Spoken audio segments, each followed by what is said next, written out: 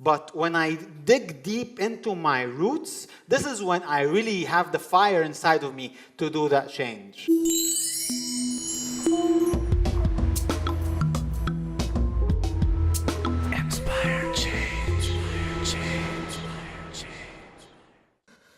So, Jan 25th, 2011, a historic date.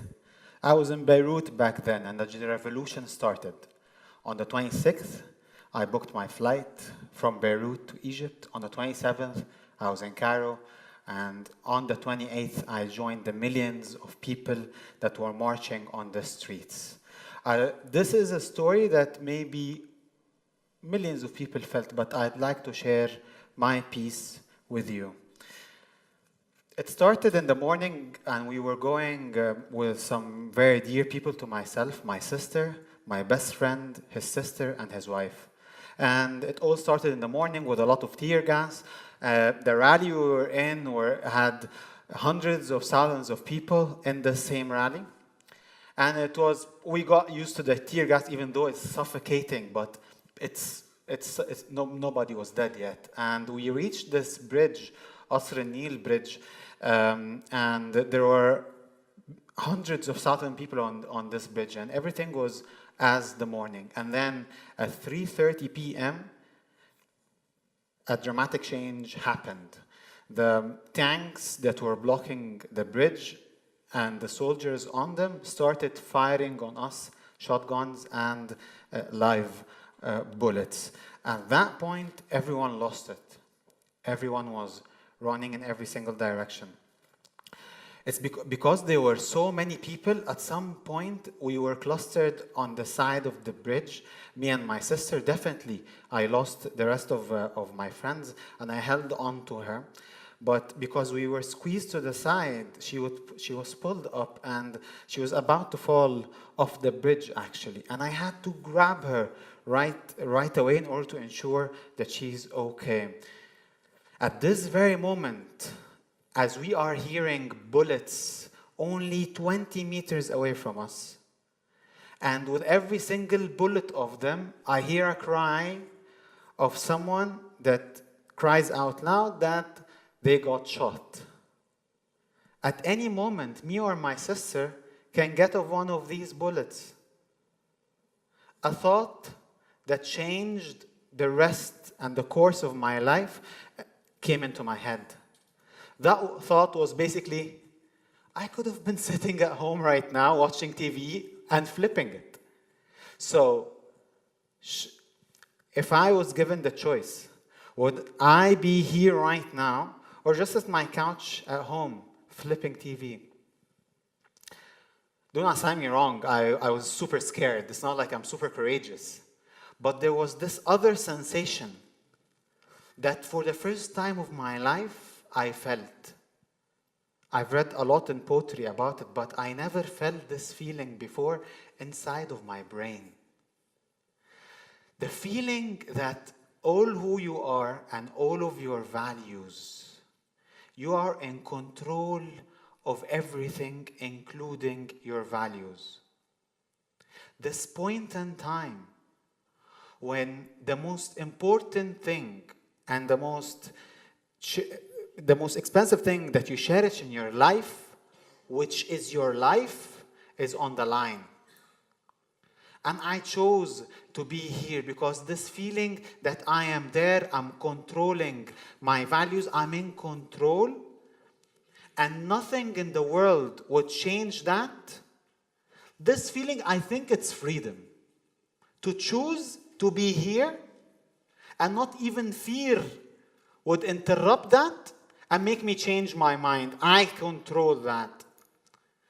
And this very feeling drove my commitment to Egypt and changed my life into committing to that 100% of the time.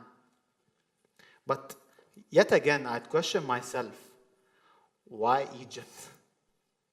And what is Egypt? Is Egypt the borders? Is it the people? Is it the state? Is it the nation? What is it? And why Egypt? Is Egypt the best place in the world? Is it the best country in the world? No, it's not. Is it the people of Egypt? Are they the nicest people? No. There are a lot of other nice people. Everyone is nice in their own unique way. And is it because that I've received a lot of benefit from my country?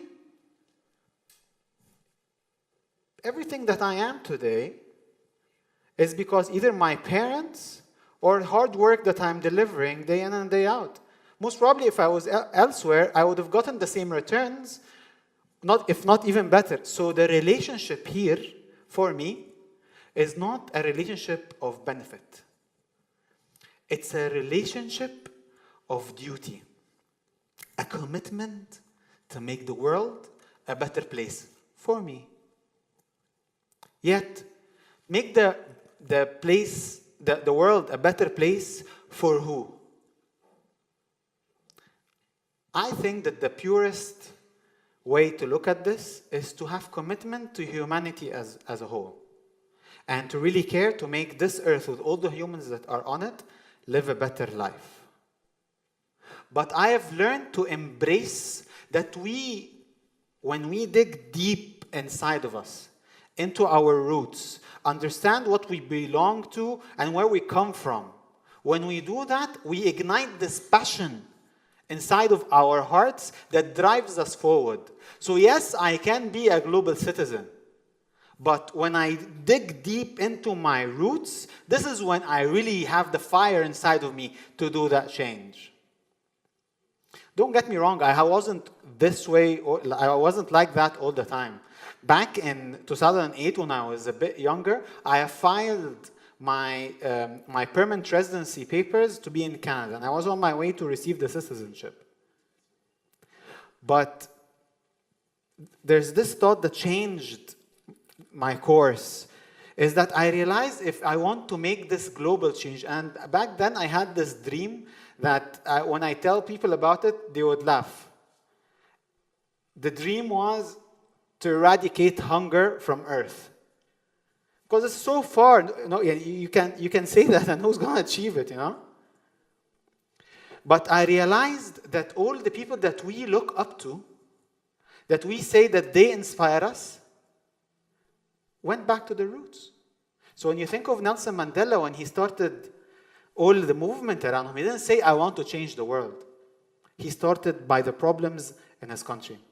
When Gandhi, he was first in South Africa and then went back to India, and then he started looking around him, what are the problems, dug deep into her roots, and started changing bit by bit. And therefore, they were able to inspire us to change the world. So with this commitment to the country and what I want to do, I have started Mumm. Mumm is an online marketplace that connects between home-based entrepreneurial cooks and hungry professionals in the office for on-demand homemade meals. How cool is that? You order and you get it in 90 minutes, homemade. I love it, right? So basically what I do now, but we have a commitment that we don't want to just do this as a company for profit.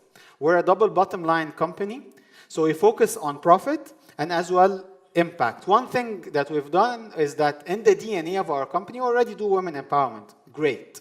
But we wanted to take this and make one step further, so we figured out what is a big issue in Cairo right now is the Syrian refugees issue. We reached out to one of the NGOs with the name of FARD. We reached out to them in order to have Syrian refugees cook and have their food on our platform, beside the other ladies that are cooking with us. But we figured out that the real traditional, the Syrian cuisine is amazing, but the really traditional Syrian food does not have the same taste as the Egyptian people.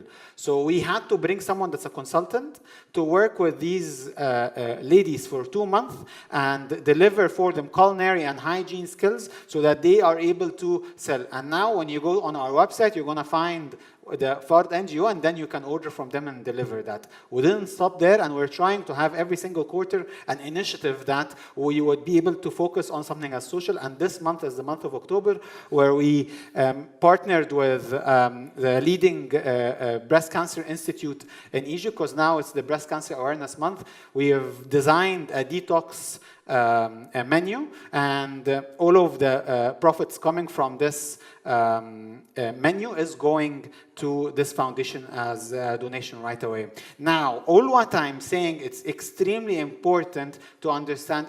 I don't think it would have happened if I did not realize that when I dig deep into my roots, this is what really ignites me to keep on going every single day. And it's extremely important for me to understand that what we are doing is not unique. What we are doing is being done every single day by a lot of social entrepreneurs and entrepreneurs in Egypt. People who are passionate about education, healthcare, energy. Amongst us are some of them, and they are changing the future every single day. This is the hope that every single day I feel like we're going to have a better future because of these people that inspire me. Now, is this the end? No. What we are doing now, what we achieved so far, are small, tiny steps. Alhamdulillah, we've been for 10 months operational now, and we are designing our we're designing going into other countries and expanding outside of Egypt. So at the end of the day, our vision is to make healthy food available for everyone for affordable prices. And maybe, just maybe, that this dream of mine when I was younger, to eradicate hunger, would be something that we'll be able to achieve. Thank you very much for listening.